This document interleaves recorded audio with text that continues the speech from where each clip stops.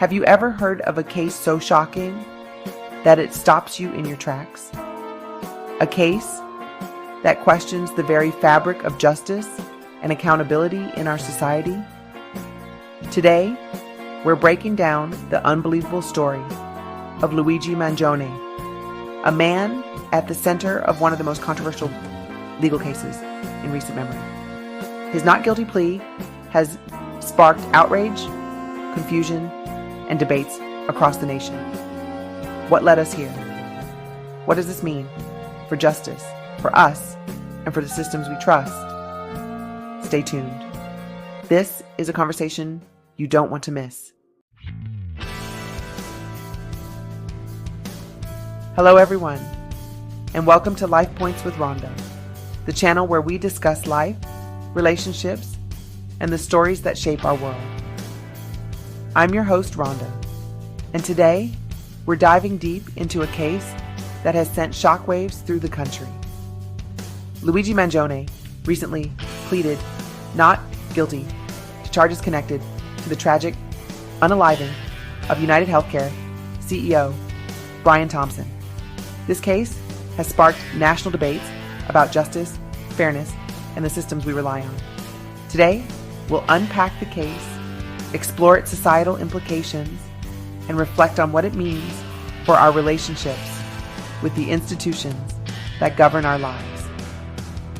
But before we dive into this deep conversation, I'd like to remind you to subscribe to my channel, Life Points with Ronda. Hit that notification bell so you never miss an update. And if you find this content valuable, please like and share this video. Let's build a community of informed and empowered individuals. Now, let's get into it. The incident that shook the nation. On December 4th, 2024, a horrifying event unfolded outside the New York Hilton Midtown Hotel. Brian Thompson, CEO of UnitedHealthcare, was tragically unalived in a manner that investigators have described as calculated and deliberate. Surveillance footage revealed a man fleeing the scene on an e-bike, setting off a nationwide manhunt. 5 days later, law enforcement arrested Luigi Mangione in Altoona, Pennsylvania, bringing a dramatic conclusion to the initial investigation. What makes this incident particularly shocking is the use of a 3D printed firearm equipped with a suppressor, an unconventional and chilling choice that highlights the complexities of modern crime. Who is Luigi Mangione? Luigi Mangione, now 26 years old, grew up in Pennsylvania and was considered by many to be highly intelligent and ambitious. He graduated from the University of Pennsylvania with dual degrees in engineering, a field that many believed would lead him to a successful career. But behind the promising resume lay a man increasingly disillusioned with the healthcare system and, according to authorities, consumed by anger and frustration. The manifesto, a window into his mind. Upon Mangione's arrest, investigators uncovered a handwritten manifesto in his possession. The document painted a vivid picture of his grievances with the healthcare industry, particularly focusing on issues like denied claims and corporate greed. In it, Mangione expressed a belief that these injustices were responsible for widespread suffering and inequity. While some have interpreted the manifesto as a desperate plea for systemic change, others argue it reveals a dangerous mindset, one that crossed ethical and legal boundaries. This discovery has added layers of complexity to the case, prompting debates about the intersection of ideology and crime. The legal charges and what they mean. Mangione faces multiple charges at both the state and federal levels. In New York, He has been indicted on counts, including first-degree unaliving as an act of terrorism, second-degree unaliving, and criminal possession of a weapon. Federally, he faces charges such as unaliving through the use of a firearm and interstate stalking. These charges carry severe penalties, ranging from life imprisonment without parole to potential capital punishment. Mangione's defense team, led by prominent attorney Karen Friedman Agnifilo, has already expressed concerns about media bias and the influence of public opinion on the trial.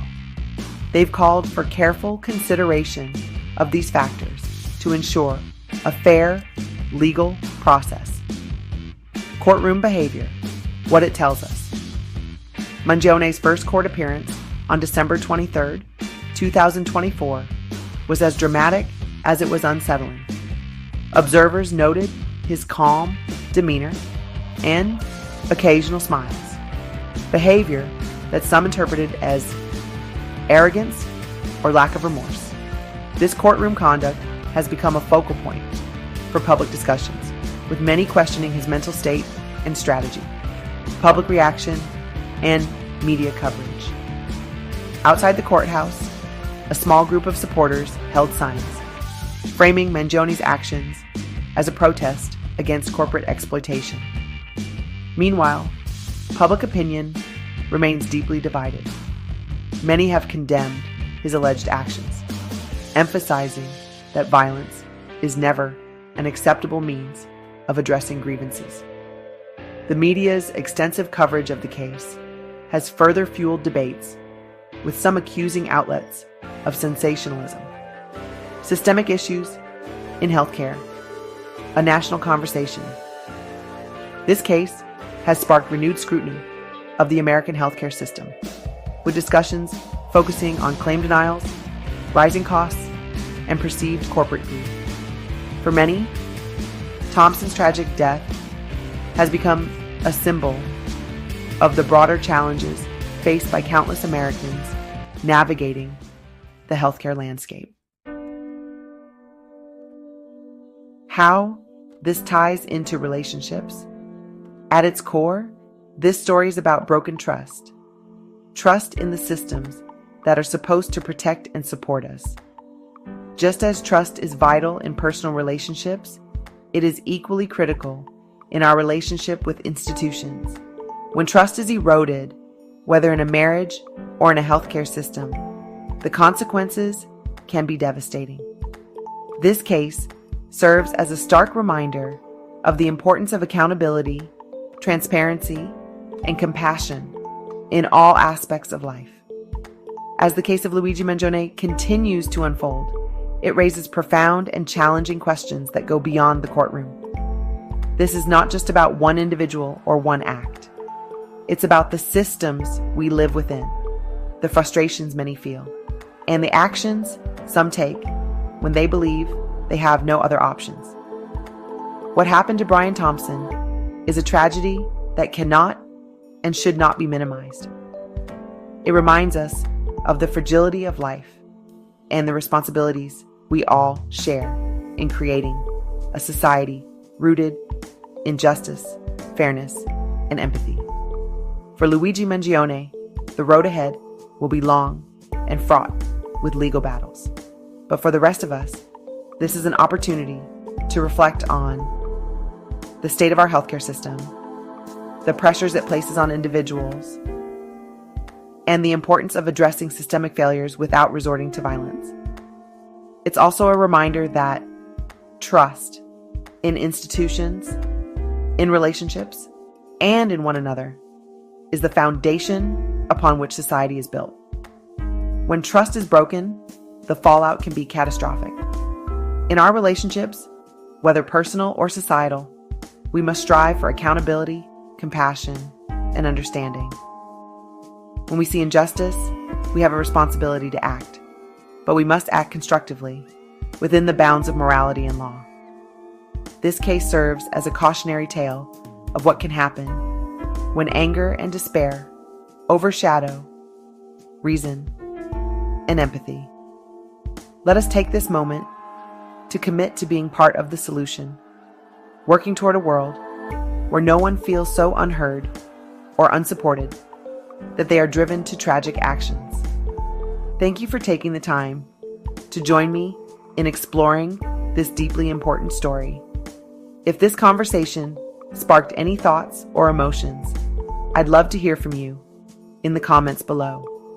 Let's discuss how we can support each other, create positive change, and hold ourselves and our systems accountable.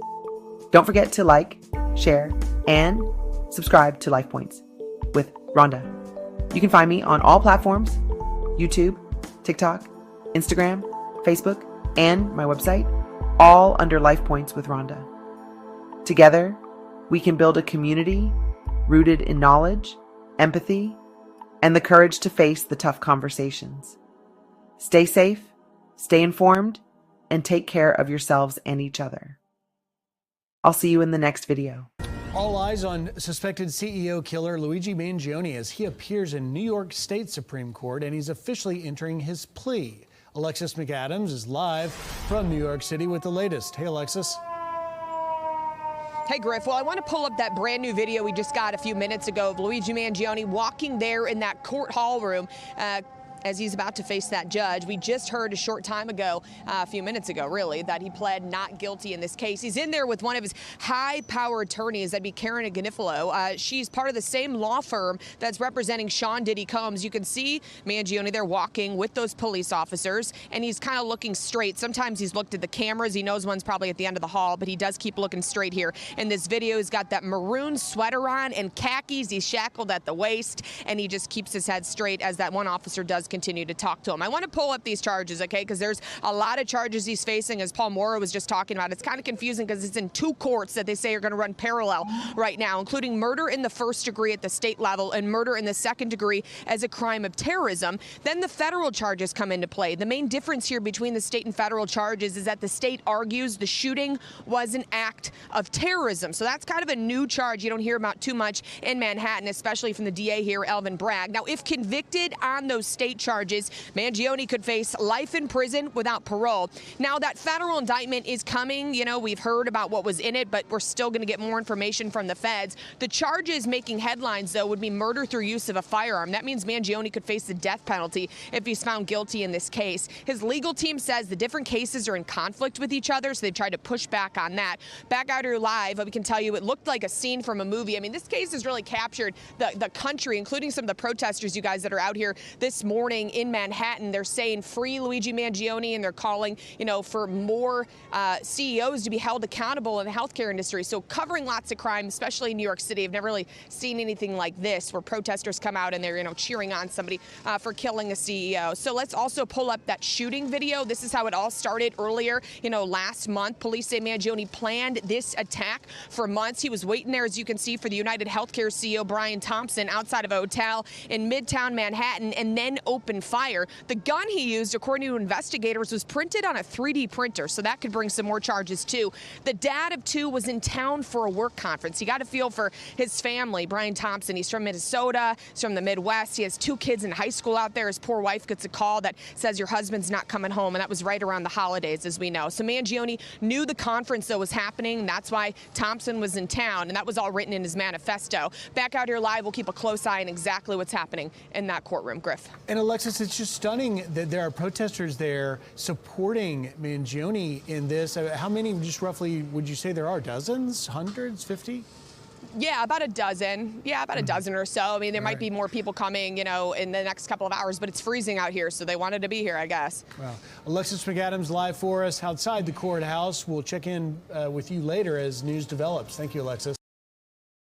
Thanks for joining me on Life Points with Ronda.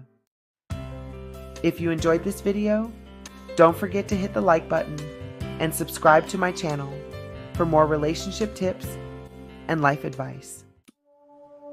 Looking for more in-depth conversations and exclusive content? Visit my website at lifepointswithronda.com. Discover insightful podcasts, blog posts, and resources that will help you build stronger relationships and improve your daily life. Join our community on Facebook, Instagram, and TikTok for daily inspiration and updates. And remember, every relationship starts with you. Let's make life better together.